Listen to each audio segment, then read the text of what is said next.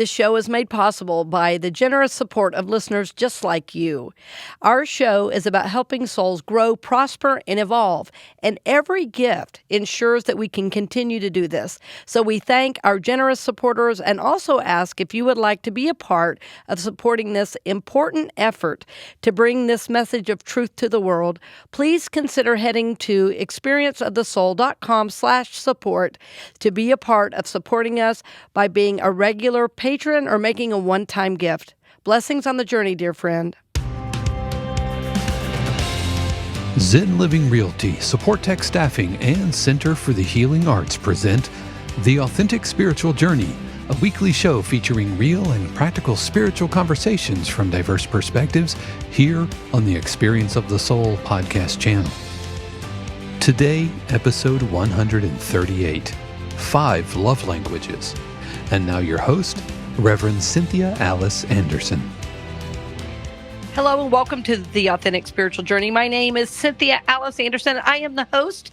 I'm here in 818 Studios with my producer. Hello, everybody. This is Dave Croft. Thank you so much for joining us for episode 138 of The Authentic Spiritual Journey. I hope that you guys are all doing well. I hope that you are having a fantastic or I hope that you had a fantastic January, and it's hard to believe here we are already in February of 2021. Wow. January was the longest year I've ever seen in a month, in one single month. Exactly. It did feel like there was a lot happening last month for sure. And our prayer for you this month, of course, is that this month is full of love for you. That's I right. love how we kicked off the month with Marcy Kramer and all the work she's doing at Center for the Healing Arts. And, we love to talk about love. And, my belief is that the universe is made of love. The very fabric of who we are is love. And so we are seeking always to live from love, right? So, and today's title is no exception. Dave, you want to give us that title? The 5 Love Languages. And I've always been really interested in the 5 love languages, and I'm really interested and excited to kind of get into this. All right. Well, we've only talked about them briefly on the show. And, when I was back when I was a senior minister, in February, a couple different times over a decade, we did the 5 love languages. And I want to just say and give credit to Gary Chapman, the author. It's a #1 New York Times bestseller. And I've counseled many, many couples over the years. And so many people have been helped by this book. I know some psychologists who poo-poo it, but I can tell you that from working with people over the years, what I know is the love languages concept is real. And I have a good friend who when I was teaching this years ago, I had her take the quiz, and she's very highly educated, and she goes, I don't know about that. And then I had her take the inventories, and oh my gosh, she goes, well, there is something to it. And so she was surprised at how accurate the 5 love languages are. So I'm going to be happy to get into those today. Go ahead, Dave. I've got some stories queued up when we get into them. When we get into like the different types of love languages, because I know what one of them is for me, and when I receive that type of affection, from like not Shannon. Yes. It gets me all bristly again. We'll get into it. I have a very specific story that I want to share. Oh, I know. And I want you to share. it. So before we get very far, as I said, I want to, hats off to Gary Chapman, who really through working with couples over many years with counseling, in his book, he credits all the couples he worked with over the years for discovering this, because it was one of those kind of accidental discoveries. Because so many people he met with over the years he kept seeing patterns in their stories, that they would start out, and as they got married, and even in the all the courtship phase, there's all this yummy, emotional, sexual, energy, and then once they got married, after a few years goes by, something happens, and what is that? So that's what he started discovering, is that very rarely do people marry that have the same love languages.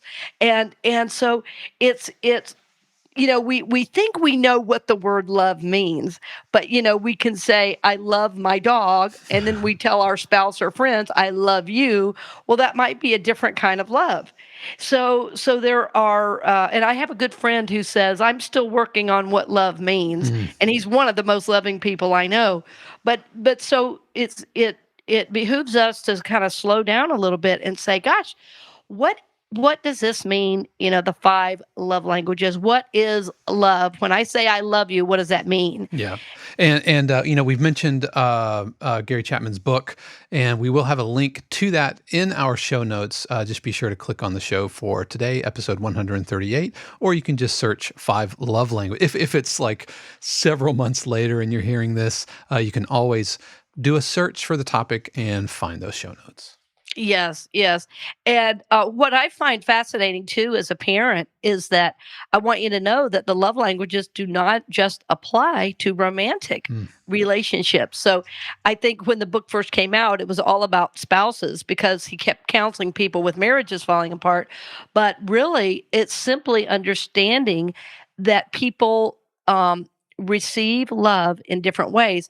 And as we talk about the five love languages, I also want to be very, very clear that there are always, well, let's see. When we talk about language, what do we mean? Well, if you grew up speaking, if your native tongue is Spanish, and then all of a sudden you have to learn English, it's kind of clunky at first.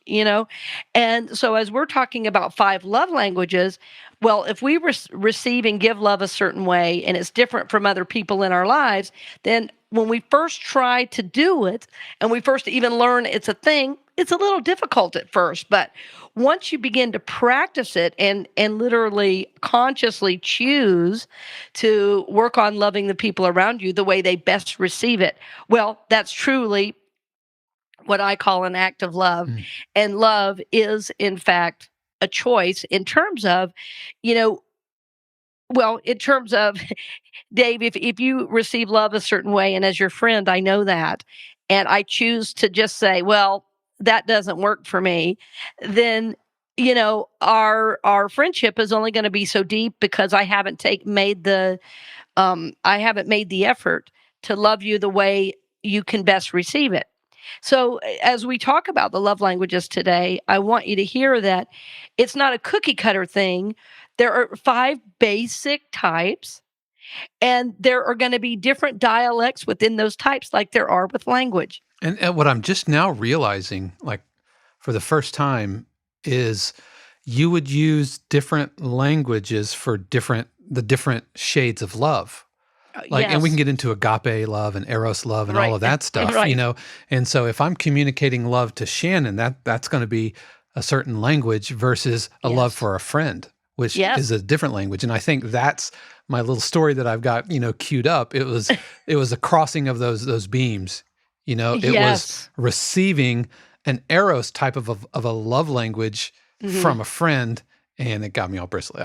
I'm just Yeah, and that's no bueno. I'm Yeah. teasing the Well, story. and I think that's so important too because some of the stories in the book that Gary Chapman tells are going to be really helpful to you, and I've certainly seen it in my counseling over the years. Oftentimes, when people feel quote unquote, they'll say, "I love this person, but I'm not in love." That's a real classic thing couples will say in counseling, and when this happens, it very often means that one member of the couple is already going outside Mm, of the relationship and giving inappropriate love to someone else already. So, Dave, you're bringing up a point we'll circle back to yeah. probably later in the show. But before we get any further, let's talk about what are the five. And I just wanted to list them down. And they are words of affirmation, acts of service, receiving gifts, quality time, and physical touch. All right, so I'm going to give them one more time if you're just listening, so you can start to take these in, and we'll break down each one. Words of affirmation, acts of service, receiving gifts, quality time, and physical touch. And of course, the joke is many people I work with say, "Well, I'm all of them." I like, oh, well, then you're easy to please. I say, but no, which one, if you had to do without, would you not feel loved? Mm. Which one, if you didn't have it, you would just feel almost desperate. And they're like, oh, this one. So, for some, so words of affirmation, this is probably pretty obvious. Words of affirmation um, is for the person who, if they, especially if they do a task they don't like, when their spouse thanks them. Oh my goodness, this is incredible. But like if you receive love, if you are an acts of service person, if your love language is acts of service and somebody's giving you words of affirmation, you feel unloved. Right? So this is like a major like, whoa, what? And so often, in a couple, one person will say, all my spouse does is nitpick everything I do. And oftentimes, I've learned it's amazing how we draw this in our couples that the the whatever our love language is, our spouse does the opposite. Mm. Like we're words of affirmation, and our spouse is going, why didn't you take out the trash? And why didn't you take out the trash earlier? It's like, okay, rather than thanks for taking out the trash. Well, it's about time you took out the trash. You know what I mean? So it's really funny to watch. So, like as you're listening to this, think about what kind of love is my love language. In other words, how do I feel loved? Is it when somebody gives you words of affirmation? Is it when somebody says, "Oh, wow, you look beautiful," or "You are so hot"? Or is it just when somebody thanks you, for doing something? So this is somebody with a word of affirmation love language. Right. And this it reminds me of kind of the standard Hollywood bad dad trope, never receiving, the dad never says I love you. You know what I'm saying? Right, And exactly. so this kind of falls into that. Now, do you find that people who respond best to certain love languages, they're a product of having not received certain aspects of love in their formative S years? I mean, yes, sometimes, but not always because, like sometimes if people I've worked with several people who they came from families that were not very physically demonstrative, and in couples, if the other person if their love language is physical touch and yours is the opposite, like if you grew up, I've had many couples tell me this. Well, I grew up in a family where, we didn't really hug a lot and touch. And so when my partner is touching me all the time, I'm like, ew, what do you want?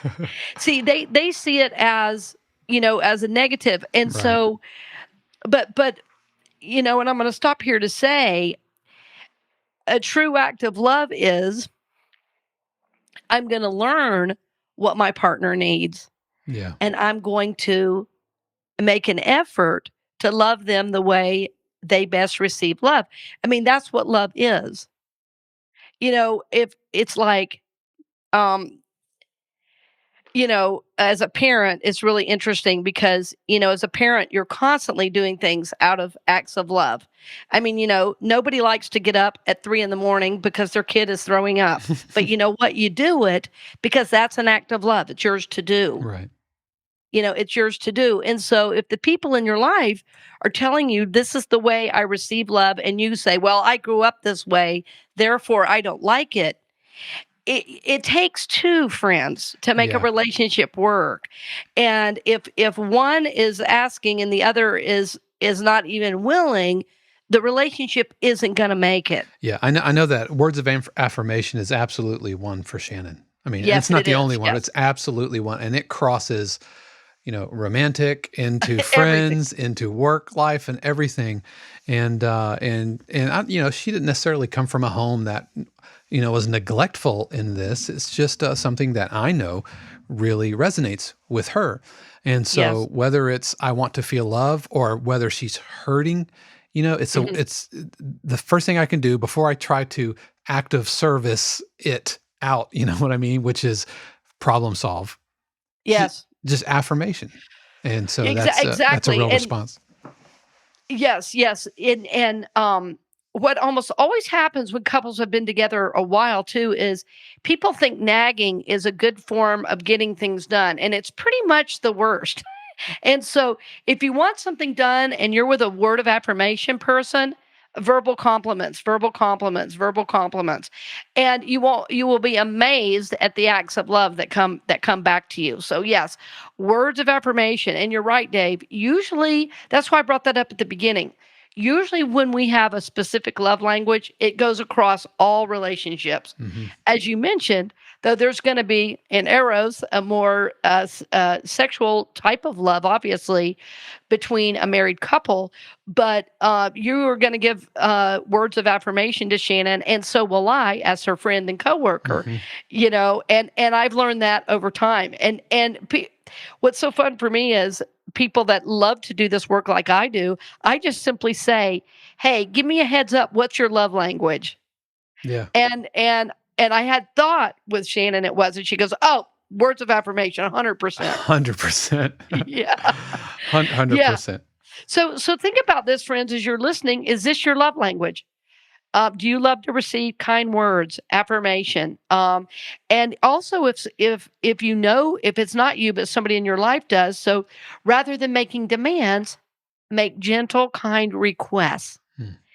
And I think when we get real comfortable with the people we're with, especially romantically, and certainly parent to child, this can be that way as well. We tend to demand things. And, in my parenting work, um, something I've done with my son since he was born, I read this book years ago that was so helpful. It's called Raising Our Children, Raising Ourselves. And it's by Naomi Aldort, Aldort. And one of the things she says is talk to your child the way you would want to be talked to. It's so simple. But, what most of us do is talk to our children the way we were raised, which is usually pretty dysfunctional and usually includes demands. Now, that, it doesn't mean that I can't have boundaries and have, specific requests, but it means that the way I ask that is going to be respectful. It's going to be considering of his opinion, and things like that. So just think about that. So if you're not in a romantic relationship, this teaching still applies, and I'm going to keep probably mentioning that Yeah, today. and I think it's important to keep in mind that and to keep coming back to the fact that this is a language. And so for me, words of affirmation aren't necessarily what I receive. It doesn't really stick on me as far as love the way it does for Shannon. That having been said, that's her Right. native language. So even though Right. I might not be a native words of affirmation speaker, I can definitely learn the language and speak her language when she needs it. Yes, and that was my point in saying love is a choice. I Hmm. don't mean that, oh, well, it doesn't matter if I don't have feelings for somebody, I just love them. But it's really common in long term relationships where you are at different times going to be more in love than others. But there should be a commitment to loving in the relationship, that even if I'm not feeling it, even if I'm not in this kind of yummy sexual love, that there is, Dave, as you're saying, this commitment to loving that person the way they best receive it. And I've never understood couples' resistance to this because um, basically, if you want to get the love you want, learn to give the love your partner wants. It's so simple. But if it's constantly a fight to get the love you want, it's the relationship is not going to go well. Yeah. So, and again, it doesn't matter what relationship it is.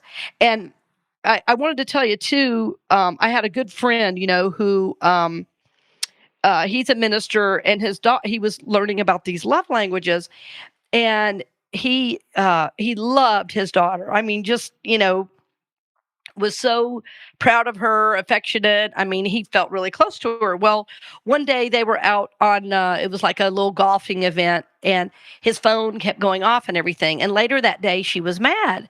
And he goes, "Honey, what is wrong? You know, he goes, we've had a great day together. We've been playing golf." She said, "We did not have a great day." And, he was shocked. Mm. And he goes, well, sweetie, what do you mean? We were together all day. She said, no, we weren't. You were here, but you weren't here. So she was telling him something. She was telling him, my love language is quality time. And that's the second one we're going to look at. I realized at the beginning I gave him out of order, but the second one is quality time. She said, he said, I was with you all day. She said, no, you were on your phone all day. She said, I want time uninterrupted. I want you to leave your phone in the car. I want to be the most important thing. And he said, you got it. So we're going to pause right here with quality time. So we're going to leave you dangling with quality time, and we'll be right back right after these messages.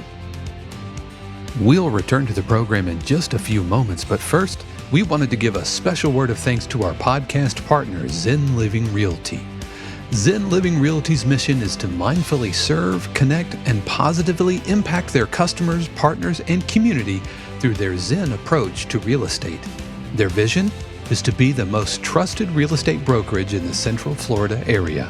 You can reach Zen Living Realty at zenlivingrealty.com or call 407-800-2717.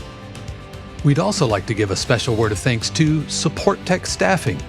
Supportek Staffing is an innovative staffing agency built on the principle of caring about employers and employees as they navigate these new workforce and workplace challenges. If you're an employer, they want to be your human resource partner and help with the changes needed during the pandemic. If you're a candidate, they want to become your lifelong career agent to help you grow into your fullest potential. Supportek prioritizes support over volume, integrity over profits, and will treat your business and your career as if it was their own. You can learn more at supportekstaffing.com. That's SUPPORTEK staffing.com. And finally, we want to give a special word of thanks to Center for the Healing Arts. Center for the Healing Arts is one of the first dedicated group practices devoted to challenging, supportive, and nurturing therapy. Their dedicated therapists have a wide range of expertise, including relationship and couples therapy, individual therapy, addictions, neurofeedback, play therapy for children, adolescents, and families, and therapy for blended family issues. They also regularly offer day-long intensive workshops for relationships, addiction recovery, adult children of alcoholics, and healing trauma in the LGBTQ+ community. For more information, head over to centerforthehealingarts.com or call 407-657-8555, extension 1. We now return you to this week's episode of The Authentic Spiritual Journey with your host, Reverend Cynthia Alice Anderson. Welcome back. We're glad you're with us. And I thought it was so funny. I was talking about quality time. And then we're out of it. We're out of quality time. And I had to click off. You quality time people are really mad right now. I could talk for a whole show about each of these. We spent a lot of time on introduction. And I wanted to do that because when we think of love in our culture now, we only think of romantic love. But as we said, we love our friends, we love our children, we love, yes, our spouses and those we're dating or whatever. So this is a wonderful topic. But I wanted to at least leave you with a couple things about quality time because if you're anyone in your family or your spouse has quality time as a love language, it's going to be a challenge in this day and age because of how plugged in most of us are. And so, I've learned that some of the basic ways to really live this quality time, yes, leave your phone at home.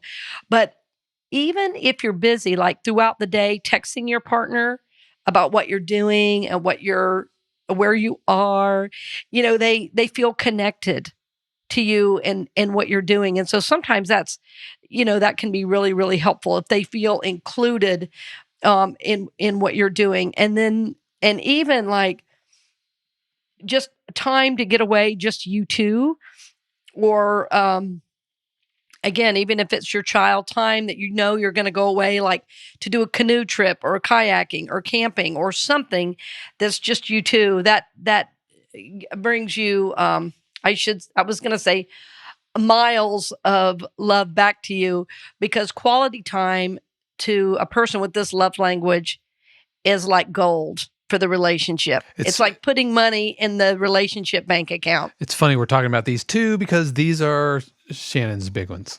These are They are. two Well, what of are Shannon. yours though? Oh, I'll come back to that. Okay, all because right. I want to talk about quality time, and a very recent occurrence is we love just chilling out, watching TV and everything, and I was getting really heavily into a video game, and so even though I'm in the room with her, Forget it. right, I've got my little headset on, and even though it's just one ear, it's like I only have one earbud, I'm not present in the room with her, and so that was a thing that we had to reset on. Like, I realize you are physically here. It's not just a proximity thing. It's about engaging in a mutual thing together. And one of the things that really helped out was just taking off the headphones. Like, I'm in the room, and if we're watching TV and reruns of How I Met Your Mother or whatever, then I'm laughing along with her. I'm engaged into the program, even though I might be on my iPad or on playing a computer game while it's happening. So that's been a really, really good thing for us. So, words of affirmation, quality of time, number 1 and number 2 for Shannon. Yeah, and Dave, one of the things that's always impressed me about you, is you really care about making sure your spouse feels and knows they're loved, and you work at it. And I'm sure you'd be the first one to say, if those two are not yours, it does take work, and that's not a negative. That's what it is to be in relationship. That's right. Yeah, it's not always sunshine and roses. And admittedly, I thought everything was kind of good. It's one of the reasons I don't, come up and disappear into my studio for hours at a time. And one of the reasons that I consciously, like, if I'm going to play this game, I want to be in the room with her. And then kind of it all boiled to the surface where she was feeling like I wasn't really present in the room with her, even though for me, I'm like, it's not like we're talking, it's not like we're having these deep conversations. We're just physically in the same room, but it's about being physically engaged in the same thing at the same time. Mm-hmm. Like, you can go to dinner with somebody and everybody's on their phones, and yes, you're in proximity. It's quality time, not proximity time. Yes, it really is. And, all of these love languages are a wonderful tool for self-awareness, because if we know what our love language is, then we know how to ask for it. Yeah. One time, there was a gal I was working with, and we kept missing each other, and we weren't having meetings. And I finally said, "Hey, can we have a meeting?" And she goes, "Yeah, is everything okay?" I said, "No, my love language is quality time." and I burst out laughing, and I said, "Which just means if we don't meet often enough, I'm going to start feeling really disconnected, and that's how I'm feeling right now. So my mind's telling me we are, and everything is okay, but I need to see your eyes to know it." And she was like, "That's fine." So I just owned it, and I said, "I'm really okay if you can't do it, but I'm just telling you, even though it's a work situation, I just felt like I didn't quite know what was going on, so anyway, that may be one of mine is quality time. I have to be honest. Yeah. So the next one I want to talk about, there are 3 more. So I want to get through these to the point that you have a little bit of an idea if you decide to do more on your own. But the third one is receiving gifts. I'm going in the order of the book so that if you get the book, that's helpful. And of course, receiving gifts really are visual symbols of love, right? And this is more important than others. It's like a reminder that you're loved when it's sitting out there. And of course, I love this one too. Because anytime somebody like makes the effort to get you something, or like if you've been to like a game or something together, and then later there's some little thing that's left for you from that event, that was kind of bought secretly, it just says, "Hey, I was thinking about you." And then as that thing is sitting out there, it becomes a great representation of that event, of that time, of that love, so it's like an investment. And so if you're the type of person that, your love language is receiving gifts, every time you receive a gift, it's like putting money in the relationship bank account. And because it's physical and they can see it, then it's a constant reminder, of your love. So I think this is a really important one as well. Yeah, and this is one that's actually not been really present in our relationship. Not to keep drawing it back to our Oh, marriage no, or I whatever, think that's great. but like Valentine's and even like Christmas and all of that stuff. I Mhm. mean, we don't exchange Christmas gifts. I remember you saying that. We don't really do like big birthday. I mean, every now and then, like Shannon will like knock it out of the park, and I'm pretty dang good at birthday gifts. I'm not gonna lie. You are. Yes, you are. But I mean, not for mine, but for Shannon's. but for it's not one of my receiving. So when if I don't get a gift, then I don't feel unloved. But that having been said, going back to quality time and words of affirmation, that's where Yeah. that love is really communicated, not necessarily in buying something. So for our anniversaries and everything, she would much rather have a trip to the beach for a week than Yes. a Then a piece of gift. jewelry or a gift or something like that. Oh, exactly, exactly. Well, and the thing too about this one, Dave, is I think people would think, oh, I have to have a lot of money to participate in this love language, but you can even if you don't have much money, because you can do things that are you can give things that are things you make. You can give something as a symbol, and what mostly with the receiving gifts, it's like there's a thought behind it. Like one year, as a matter of fact, I gave one to you guys as well. I wrote letters for people. You remember Yep. that? Yeah, the little scrolls. Yeah, those scrolls I heck did. I yeah. made like this little scroll, and Josh like burned the edges of the paper. And everybody I gave it to either framed it, and you guys had it out like all year. Yeah, it's part of our Christmas decorations now. Exactly. Yeah, it's funny you mention that because I think receiving gifts from friends, right? Yes. So the Eros love that doesn't, but receiving gifts from friends, I think that might be one of mine. I'm having that realization now. I think so. Yes. Because I think back to like getting gifts from friends, and it really, really resonates with me. Yeah. Yeah, and so like you can like go to a ceramics place and make something. And here's the other thing. I mean, you don't even have to be the one that buys it. Enlist somebody to help you. Like if you go, I'm crap at giving gifts. I don't know how to do it. Well, then you get a friend or, pay a personal shopper. There are people whose career is to shop for you. Mm-hmm. And I can't wait for the day that I can employ that. But so, I mean, but what you're doing is making the effort. And so all of these love languages, what we're saying is our spouses, our children, even our loved ones are probably going to have different ones from us. But just the effort in moving towards their love language really says a lot in terms of, your love and caring for them. So that was the third one, receiving gifts. The last two are acts of service. And Dave, I'm saving yours for last, the physical touch. But acts of service is a big one. And I thought it was so interesting when I worked in ministry that in my last ministry, nearly everybody's love language was act of service. And it's why I had such an amazing staff at CCU Orlando. I was so blessed to work with so many wonderful people. And as I reflected on my ministry, and I've been doing that a lot recently because now I'm mentoring more people, more ministers, that as I think about this, it's like they serve the ministry so well. Well, that was because that was their primary love language. And what I've learned over time is that usually we give and receive best in our own language. So like if we love acts of service, we tend to give acts of service as our way, of showing love.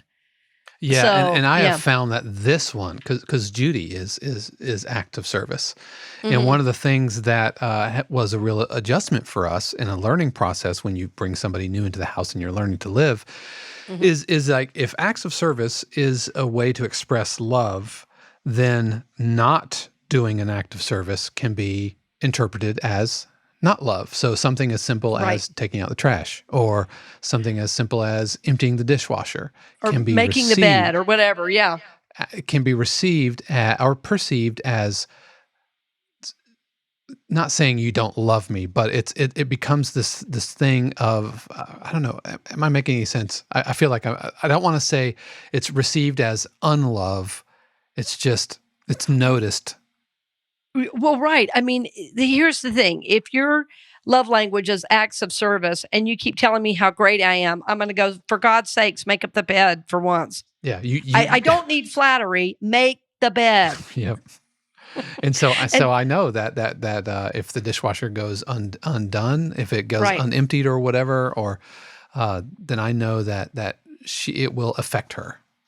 Yes. And that Yes. doesn't Most come definitely. and that doesn't come from this weird obligatory, a codependent kind of thing. It's just, hey, this is just recognizing that this is how she communicates love. Absolutely. She was a career nurse. She absolutely communicates in acts of service, but it's also how she receives it.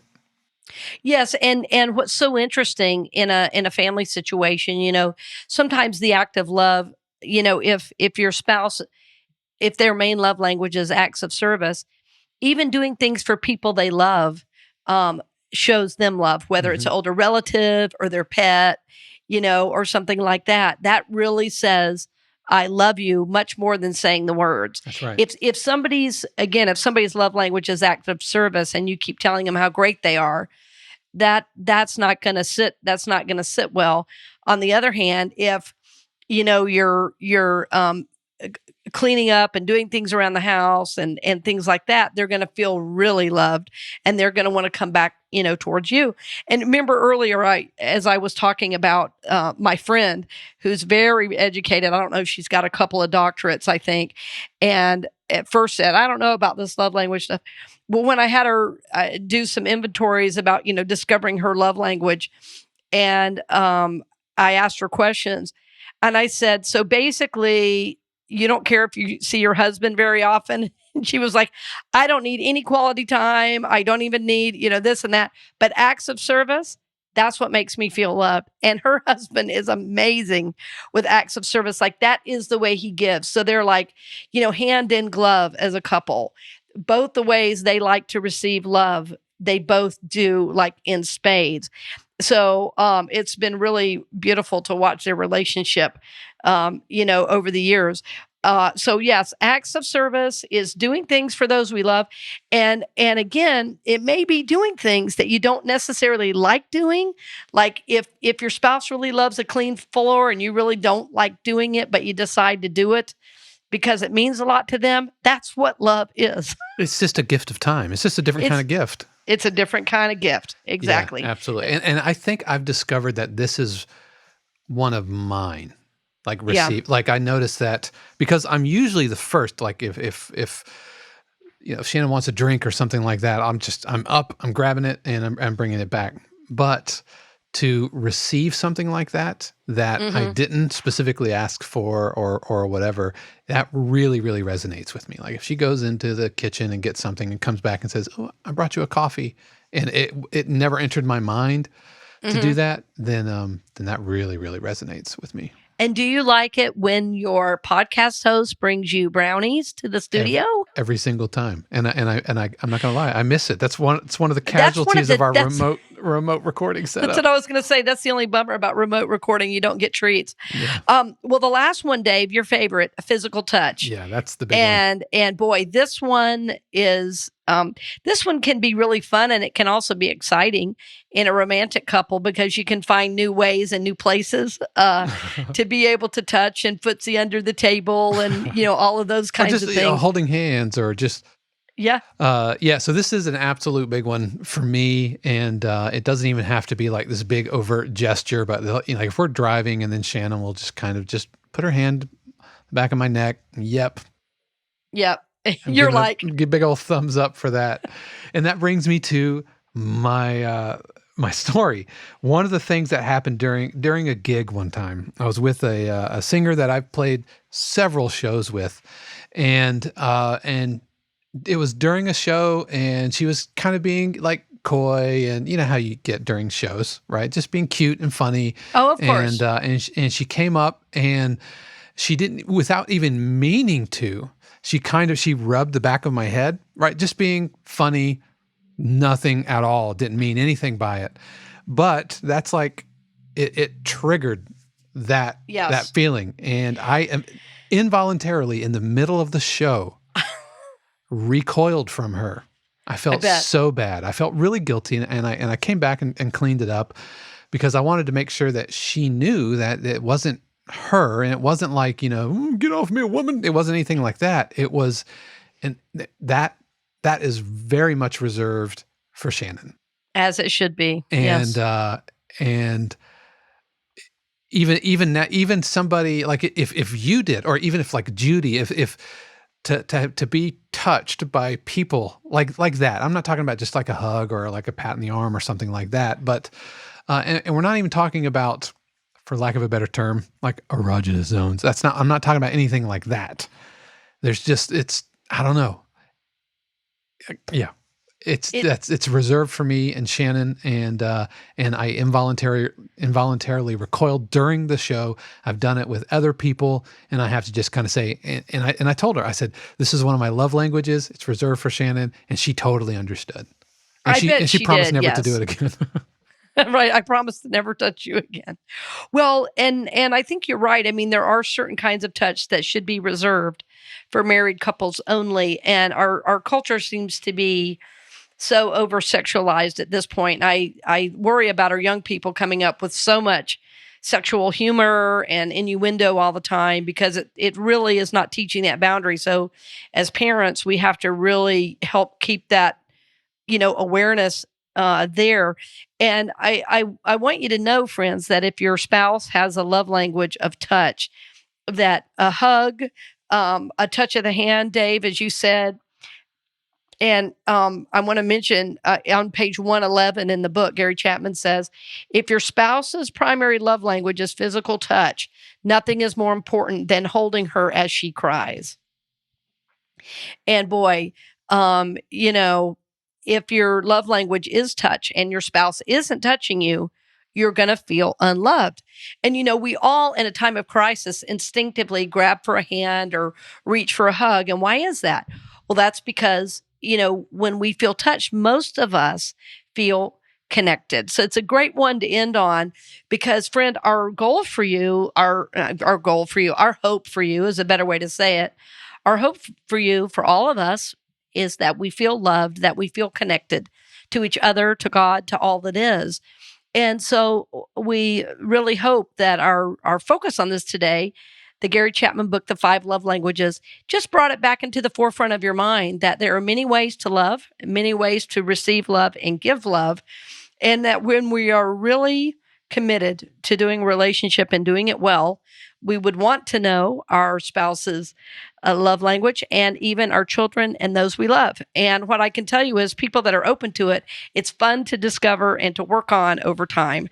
So anyway, as always, we thank you for being with us. It's always a pleasure and a blessing that you listen. And as always, everything we talked about today will be in show notes. And our shows are now available on Unity Online Radio.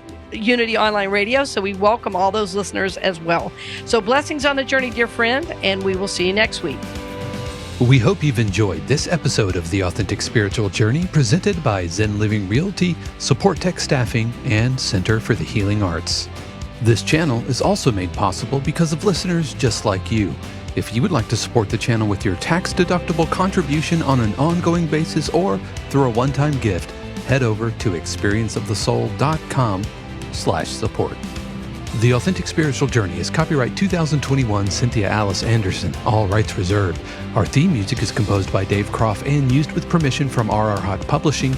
The Experience of the Soul podcast channel is a production of 818 Studios.